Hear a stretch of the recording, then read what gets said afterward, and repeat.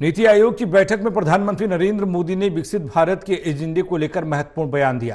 प्रधानमंत्री मोदी ने कहा कि विकसित राज्य ही विकसित भारत बनाएंगे।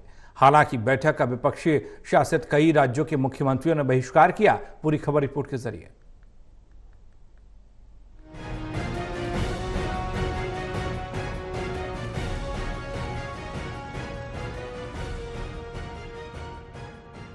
राष्ट्रपति भवन परिसर में आज नीति आयोग की महत्वपूर्ण बैठक हुई। बैठक में अपने संबोधन में पीएम मोदी ने विकसित भारत के एजेंडे को लेकर कई महत्वपूर्ण बातें कही। नीति आयोग की बैठक में पीएम मोदी ने कहा कि साल 2047 में विकसित भारत हर भारतीय की महत्वाकांक्षा है। इस लक्ष्य को प्राप्त करने में राज्य सक्रिय भूमिका निभा सकते हैं, क्योंकि वे सीधे लोगों से जुड़े हुए हैं।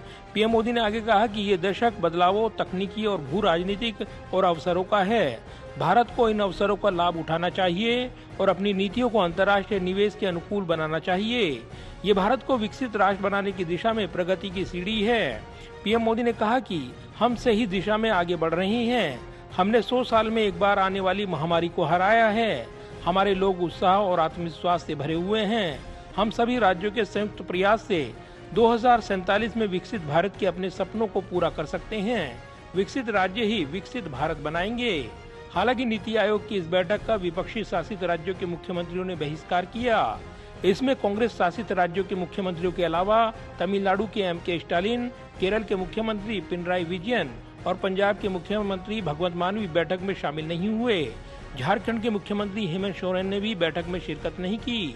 वहीं एनडीए में शामिल बिहार के मुख्यमंत्री नीतीश कुमार भी इस बैठक में व्यक्तिगत कारणों के चलते शामिल नहीं हो पाए।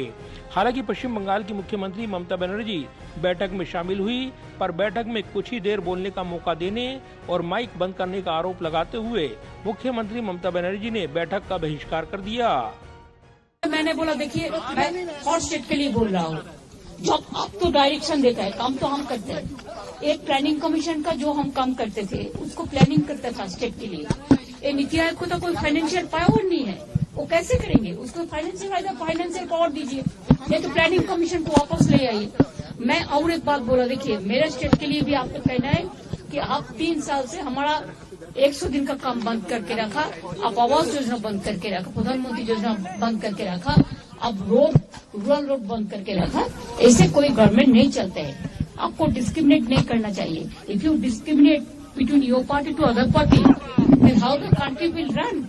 When you are in power, you have to take care for all. You cannot discriminate between boys and girls.